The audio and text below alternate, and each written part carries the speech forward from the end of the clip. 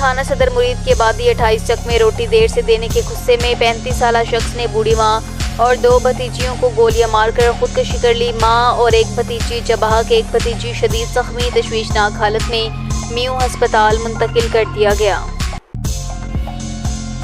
سابق وزیراعظم میاں نواز شریف کی بہادری جرأت کو سلام۔ نوشہرہ ورکا میں یوم تکبیر کے حوالے سے میونسپل کمیٹی سے ریلی نکالی گئی جو تاجدار ختم نبوت چوک المعروف تھانہ والا چوک پہنچ کر اختتام پذیر ہوئی۔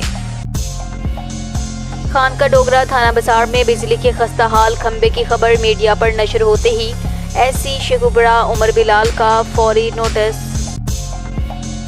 فیصل آباد میں director general F D A Muhammad Asif Chaudhry نے کہا کہ ایف ڈی اے کے سروسز آن لائن فراہمی کے لیے پرعزم ہے۔ تیز رفتار سروس ڈیلیوری کے لیے ایف ڈی اے کے انتظامی امور کو جدید تقاضوں سے ہم آہنگ کیا جا رہا ہے۔ ملک بھر کی طرح ضلع شیخوپورہ میں یوم تکبیر قومی ملی جوش و جذبے سے منایا گیا۔ ضلع کونسل ہال میں مرکزی تقریب ہوئی۔ تقریب کے بعد ضلع کونسل ہال سے مرکزی ریلی نکالی گئی۔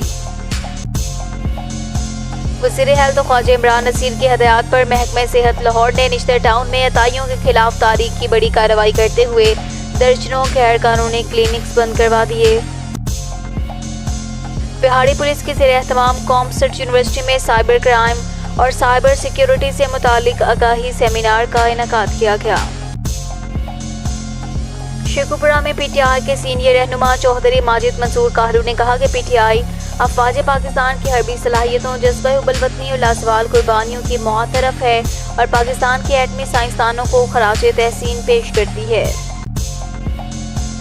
Government M C primary school number 4 Kamoke میں ٹیچر حاجی برکت علی کی ریٹائرمنٹ پر الوداعی تقریب کا انعقاد کیا گیا۔